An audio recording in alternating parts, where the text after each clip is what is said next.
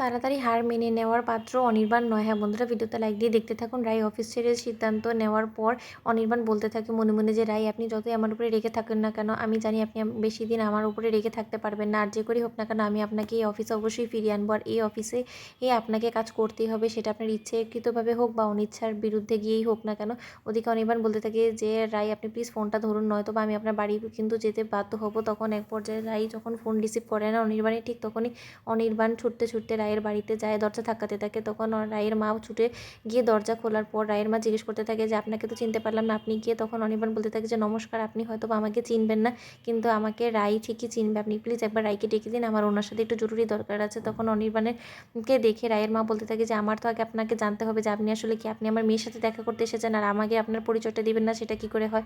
তখন অনির্বাণ বলতে থাকে যে, আমি অনির্বাণ সিনহা, আপনি একবার যে রাইকে বলুন, ও বরঞ্চ আমাকে চিনবে আমার নামটা শুনলেই। তখন রায়ের মা বলতে থাকে, ও কি চিনবে, আমি তো আপনাকে চিনে ফেলেছি, আপনি সেই লম্পট লোকটা যে কিনা দিনের পর দিন আমার মেয়েকে রাত বিরাতে আপনার বাড়িতে ডেকে আপনার কাছে রেখে দিন, সেই লোকটাই না আপনি। তখন এটা শোনা মাত্র অনির্বাণ বলতে থাকে, জি সরি, আমি কিছু বুঝতে পারলাম না, আপনি এরকম করে কেন বলছেন আমার সাথে কথা। তখন রায়ের মা বলতে থাকে, আপনি আগে ভিতরে আসুন, কারণ এখানে তো আমরা একটা ভালো সমাজে বাস করি, এখানে রাস্তায় দাঁড়িয়ে কথা বলাটা একদমই আমাদেরকে শোভা পায় না। ওদিকে অনির্বাণ ঘরে ঢোকার মাত্রই বলতে থাকে যে, রাইকে প্লিজ একবার ডেকে দিন। তখন রায়ের মা বলতে থাকে যে, এত উতাবলা হয়ে গেলে কি করে চলবে বলুন। এখন রায়ের মা জিজ্ঞেস করতে থাকে অনির্বাণকে যে, আপনি কি মনে করে এখানে এসেছেন। তখন অনির্বাণ বলতে থাকে, আসলে রাই জেদের বসে চাকরিটা ছেড়ে দিয়েছে, তার জন্য আমি ওনার কাছে অনুরোধ করতে এসেছি যে উনি যাতে চাকরিটা কোনো মতে না ছেড়ে দেয়। তখন রায়ের মা বলতে থাকে যে, কেন, আমার মেয়ে ছাড়া কি কোনো রকম কোনো অন্য এমপ্লয়ার নেই যাকে আপনি আপনার এমপ্লয়ির কাজে লাগাতে পারেন, তার সত্ত্বেও আপনি কেন এখানে এসে পড়েছেন বলুন তো। আপনি তো বড্ড নির্লজ্জ বেহায়া একজন ছেলে। দেখছেন যে আমার মেয়ে নিজ ইচ্ছায় এই চাকরিটা ছেড়ে দিয়েছে, তার সত্ত্বেও আপনি ওকে অফিসে ফিরিয়ে নিয়ে যাওয়ার জন্য এসেছেন। আপনার এত সাহস হয় কী করে, আর আপনি আমাদের বাড়িতেই বা চিনতে পারলেন কী করে। তখন অনির্বাণ বলতে থাকে, আসলে চাকরি নেওয়ার সময় উনি ওনার সব ডিটেলসে চাকরিতে দিয়েছিল, তো সেই সুবাদেই আমি এখানে এসেছি, ওইটা ধরে খুঁজতে খুঁজতে এখানে এসে পড়েছি। প্লিজ আপনি ভুল বুঝবেন না আমাকে, একবার একটু রায়কে ডেকে দিন, আমার অনেক দরকার রায়ের সাথে কথা বলাটা।